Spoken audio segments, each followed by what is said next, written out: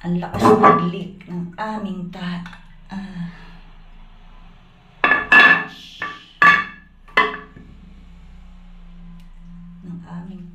Kaya kailangan na palang palitan. Ito ang nasira.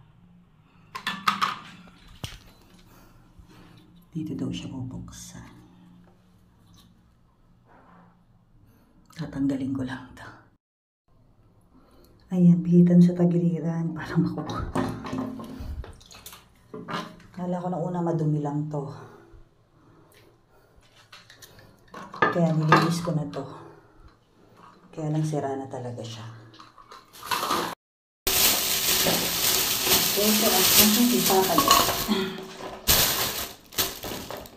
290.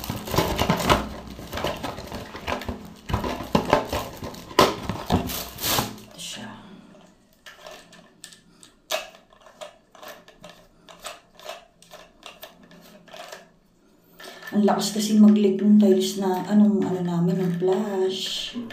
Ang aksaya sa tubig. Literal na yari sa bill ng water. Ayan.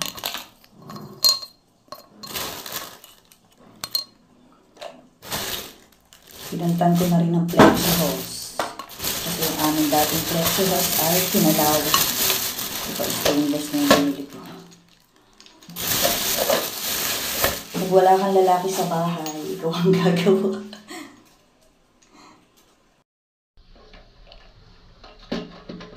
Lalagay lang. Ay. Tapos, ilalak lang uli sa ilalim. Sama to. Lalagyan pala ng teflon.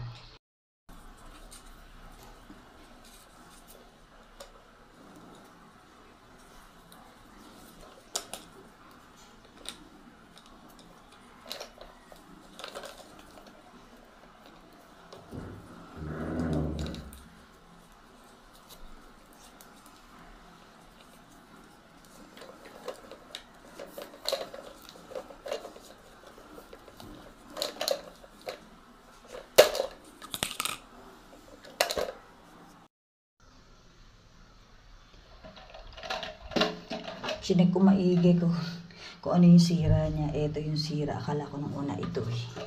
Kasi pag doon nalilik, yan na i-check. Pero base na nakita ko is ito. Check ko pa rin mamaya pagbubukas.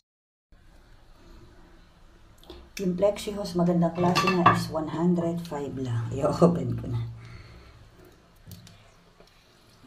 We'll see.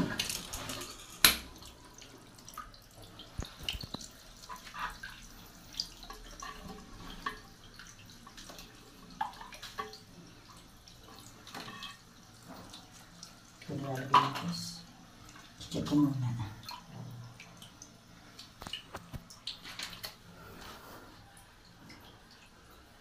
Ayan.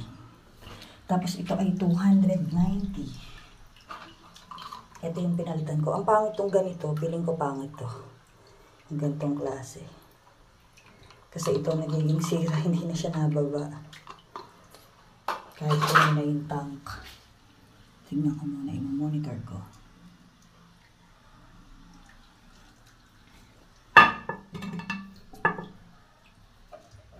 Wala na ako in-adjust.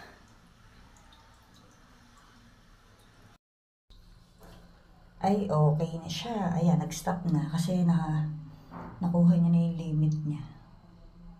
Sana wala na maging problema. DIY para sa kagaya kong ina.